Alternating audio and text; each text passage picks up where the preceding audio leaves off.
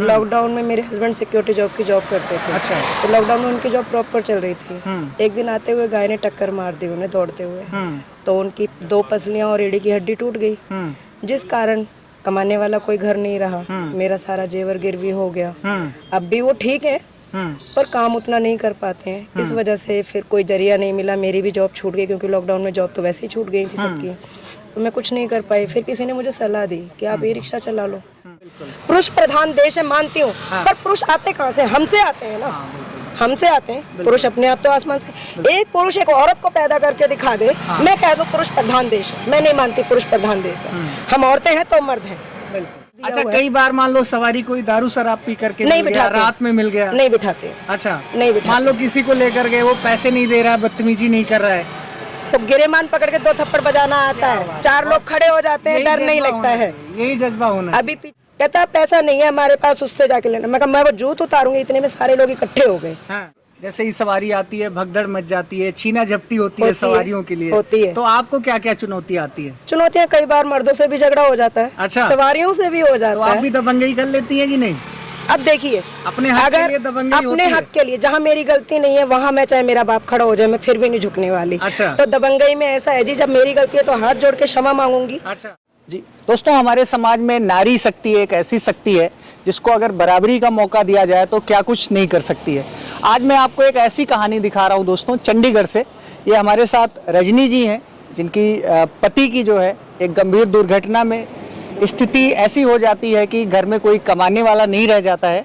उसके बाद इन्होंने परिवार की जिम्मेदारियों का बोझ अपने कंधों पर ले लिया और ये देख सकते हैं मित्रों, ये ई रिक्शा चला करके अपना पूरा परिवार चला रही हैं, बच्चों को पढ़ा रही हैं। पूरा काफ़ी कुछ संघर्ष भी है एक महिला होने के नाते। तो आज हमें ये रिक्शा चलाते हुए दिख गई चंडीगढ़ रेलवे स्टेशन से। तो आज मैं इनसे मिल करके बातचीत करता हूँ, जानता हूँ कि ऐसा निर्णय इन्होंने क्यों लिया, क्या कुछ चुनौतियाँ आती हैं। सबसे पहले तो रजनी जी, बहुत बहुत स्वागत है। नमस्कार सर। अपना परिचय दे दीजिए हमारे दर्शकों के लिए। मेरा नाम रजनी यादव है जी। मैं मौली जागरा कॉम्प्लेक्स में रहती हूँ जी। तो ऐसी क्या घटना हुई कि आपको ई रिक्शा की कमान अपने हाथ में लेनी पड़ी? पहले तो लॉकडाउन लग गया। इससे पहले मैं एज ए नर्सिंग और पंचकर्ता थेरेपिस्ट जॉब करती थी, जो कि मुझे किसी कारण छोड़नी पड़ी थी। ठीक है। फिर लॉकडाउन लग गया। लॉकडाउन में मेरे हस्बैंड सिक्योरिटी जॉब की जॉब करते थे। अच्छा। तो लॉकडाउन में उनकी जॉब प्रॉपर चल रही थी। एक दिन आते हुए गाय ने टक्कर मार दी उन्हें दौड़ते हुए, तो उनकी 2 पसलियां और रीढ़ की हड्डी टूट गई, जिस कारण कमाने वाला कोई घर नहीं रहा। मेरा सारा जेवर गिरवी हो गया। अब भी वो ठीक है पर काम उतना नहीं कर पाते हैं। इस वजह से फिर कोई जरिया नहीं मिला, मेरी भी जॉब छूट गई क्योंकि लॉकडाउन में जॉब तो वैसे ही छूट गई थी सबकी। तो मैं कुछ नहीं कर पाई। फिर किसी ने मुझे सलाह दी कि आप ई रिक्शा चला लो। मैं कहा लोग क्या कहेंगे। उसने मुझे एक ही शब्द कहा था कि लोगों से क्या करना है तुम्हें, लोग तुम्हारे बच्चों को नहीं देने आएंगे ना। मैं कहा तुम्हारे पति का एक्सीडेंट हुआ तो लोगों ने दिया तुम्हें? तो मैंने कहा नहीं। तो कहे लोगों की परवाह क्यों करनी। सही कहते हैं लोगों का तो काम है, काम है। वो कहावत हकीकत है कि बड़ा बुरा रोग क्या कहेंगे लोग। जब उसने ये बात मुझे कही ना, मैंने उस दिन ठान लिया, मैं कहा मैं ई रिक्शा चलाऊंगी। लॉकडाउन खुला, कोशिश करके किराए पे मैंने ई रिक्शा लिया। अच्छा। किराए पे लिया। किराए 350 रुपए किराया पर डे हम देते थे। अच्छा। और आज भी दे रहे हैं। आज के टाइम में 500 रुपए पर डे हो गया है। अच्छा। जिस वजह से किराया निकाल के रोजी रोटी चल रही है। बस 2 बेटियां हैं मेरी। एक 12वीं में गई है। अच्छा। अभी 11वीं में उसके 65% नंबर आए। छोटी बेटी 11 साल की है, वो भी 6ठी में पढ़ रही है। वो भी अच्छी पढ़ाई कर रही है, दोनों बच्चियां पढ़ रही हैं। बस ये होता है कभी फीस जमा होती है, कभी नहीं होती, कभी टीचर्स हेल्प कर देती हैं। आर्थिक चुनौती आए दिन परेशान करती रहती है, तो हो जाता है हैंडल। अच्छा, कर तो लेते हैं। कितने साल से ई रिक्शा चला रही हैं आप? लॉकडाउन के बाद से रेगुलर चला रही हूं। पीछे 2-3 सालों से चला रही। एक बात बताइए रजनी जी, ज्यादातर ये जो काम है ये पुरुष प्रधान काम माने जाते हैं, राइट? जैसे ऑटो लाइन, ई रिक्शा का ये सारा लाइन है, तो ज्यादातर जैसे ही सवारी आती है भगदड़ मच जाती है, छीना झपटी होती है सवारियों के लिए, होती है। तो आपको क्या क्या चुनौती आती है? चुनौतियाँ कई बार मर्दों से भी झगड़ा हो जाता है। अच्छा। सवारियों से भी हो जाता है। तो आप भी दबंगई कर लेती है कि नहीं? अब देखिए, अपने हक के लिए दबंगई होती है। अपने हक के लिए, जहाँ मेरी गलती नहीं है वहाँ मैं चाहे मेरा बाप खड़ा हो जाए, मैं फिर भी नहीं झुकने वाली। अच्छा। तो दबंगई में ऐसा है जी, जब मेरी गलती है तो हाथ जोड़ के क्षमा मांगूंगी। अच्छा। और जो मेरी गलती नहीं है, दूसरे ने मुझे तंग करा है, तो चाहे मेरे साथ कुछ भी है, मैं उसे जब तक अपने लेवल पे नहीं ले आती तब तक मैं पीछे नहीं हटती, क्योंकि मेरी गलती नहीं है तो मैं क्यों झुकूं। बिल्कुल। पुरुष प्रधान देश है मानती हूँ, पर पुरुष आते कहाँ से? हमसे आते हैं ना।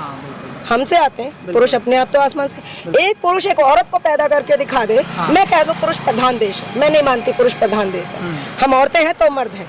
बिल्कुल जी। तो इससे पर डे कितना कुछ कमा लेती हैं आप? किराया भाड़ा निकाल के 400-500 रुपए बचा लेती हूँ। हाँ। तो जिसमें यहाँ अपना घर है या किराए पर? किराए पे क्या कहूँ जी, घर तो कहने को मेरा अपना ही है, हाँ। पर यहाँ मैं कुछ बोलना नहीं चाहूँगी। जो मेरी स्थिति है उस बारे में मैं सबके सामने नहीं कहना चाहूँगी, मैं आपको पर्सनली बाद में बता दूंगी। अच्छा। हाँ, वहाँ भी मुझे कुछ पैसा पे करना पड़ता है बस। अच्छा। हाँ जी। तो तो 300-400 रुपए चंडीगढ़ जैसे महंगे शहर में घर परिवार कैसे चलता होगा? एक थैली दूध आती है 30 रुपए की, अच्छा।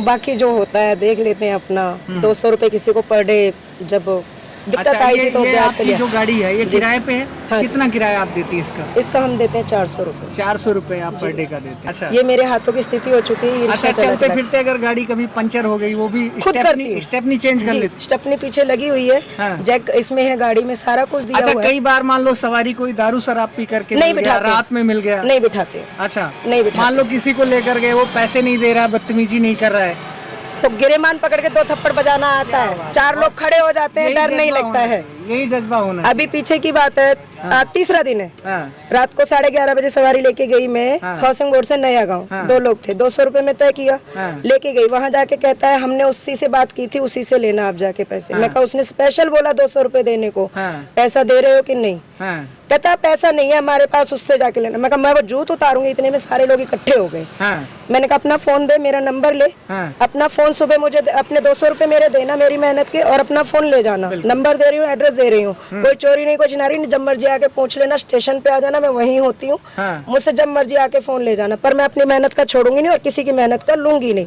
तो रजनी नाम सुन के फ्लावर मत समझना मित्रों, फ्लावर नहीं फायर है मैं। तो मित्रों ये रजनी जी हैं और इनके पति जो है एक दुर्घटना का शिकार हो गए, असक्षम हो गए, और इनको जो है घर की कमान जो है खुद संभालनी पड़ी। एक महिला होने के नाते ढेर सारी चुनौतियां हैं परिवार की। पहले घर परिवार को, बच्चों को खाना बनाना है, घर की जिम्मेदारियां हैं, उसके बाद घर को चलाने के लिए ई रिक्शा चलाती। इतनी कड़ाके की धूप है, मुझे मिल गई तो मैंने सोचा क्यों ना इनकी स्टोरी दिखाई जाए। इनका मैं गूगल पे का नंबर भी डाल दूंगा मित्रों, आप छोटे छोटे आर्थिक सहयोग इनको कर सकते हैं, बाकी आप खुद ही रिक्वेस्ट। वैसे तो मैं लॉकडाउन से पहले भी मैंने ई रिक्शा चलाया, क्योंकि उससे पहले मेरे पति का एक बार और एक्सीडेंट हुआ था। तो मैंने लॉकडाउन से 1 साल पहले भी ई रिक्शा चलाया है। मेरा गूगल पे नंबर मैं बताऊंगी 9915863857, और स्कैनर की मैं फोटो मैं वीडियो के डिस्क्रिप्शन में आपका गूगल पे का नंबर और स्कैनर डाल दूंगा। कोई भी हमारे दर्शक जो रजनी जी को मदद करना चाहें, ये अपना खुद का एक ई रिक्शा खरीदना चाहती हैं, क्योंकि 400-500 रुपये इनका किराए में चला जाता है, तो आप इनकी मदद कर सकते हैं। मित्रों ये जो स्टोरी है आज हमारी चंडीगढ़ से आपको दिखा रहा हूँ, ये महिला सशक्तिकरण की एक बहुत बड़ी कहानी है कि महिलाएं भी किसी भी क्षेत्र में कमज़ोर नहीं है, पुरुषों के बराबर कंधे से कंधा मिला करके चल सकती हैं, घर परिवार की, बच्चों की पूरी जिम्मेदारी संभाल सकती हैं। तो आवश्यकता है मित्रों कि महिलाओं को समाज में सम्मान दिया जाए, उनको उचित स्थान दिया जाए, और महिलाएं भी क्या कुछ नहीं कर सकती। तो मित्रों ये स्टोरी आपको कैसी लगी कमेंट करके आप जरूर बताइए। चैनल पर आप नए हैं तो सब्सक्राइब जरूर करिए। बहुत बहुत धन्यवाद। जय सिया राम। इन्हें लाइक और सब्सक्राइब जरूर करें।